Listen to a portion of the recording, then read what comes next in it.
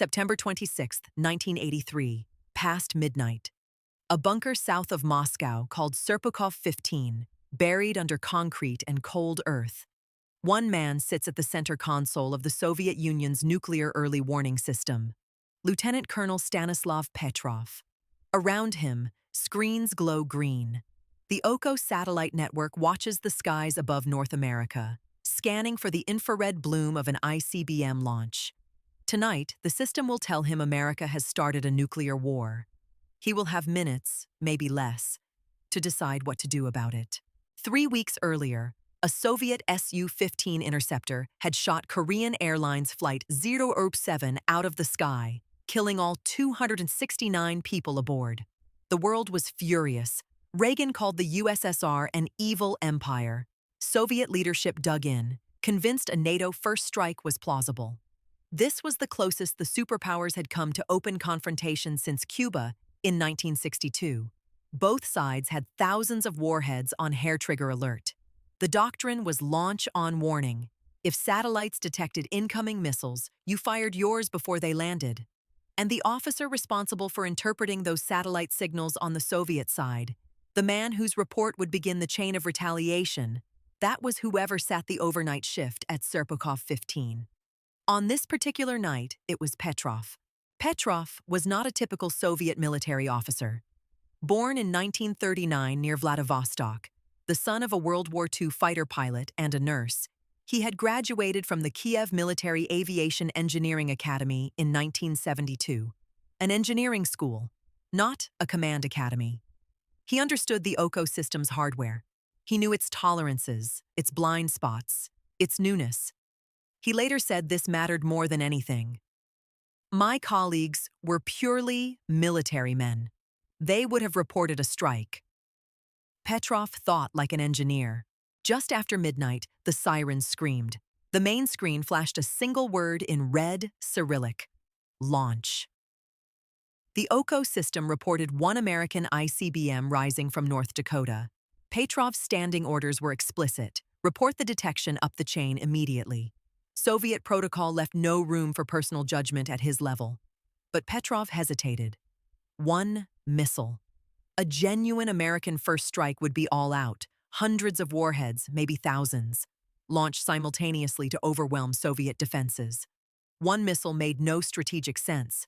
Then the system reported a second launch, a third, a fourth, a fifth. 5 missiles now, arcing from the Great Plains toward Soviet territory. The operators at their monitoring stations turned to look at him. The alarm pulsed red across their faces. Petrov's reasoning held. 5 was still wrong. The United States had over 1,000 ICBMs. You don't start World War III with 5. The OCO system was new, barely tested in real conditions, and it had passed through 30 layers of verification suspiciously fast. Too fast. And ground-based radar, the system's independent check, showed nothing. Minutes passed. Still nothing on radar. If missiles were actually in flight, ground stations should have picked them up by now. He picked up the phone and reported a system malfunction. Not a strike. A malfunction. He was never certain. He said so himself, years later. He was never sure the alarm was wrong. He made a judgment call against protocol, against his orders, against the entire doctrine of the Soviet nuclear apparatus.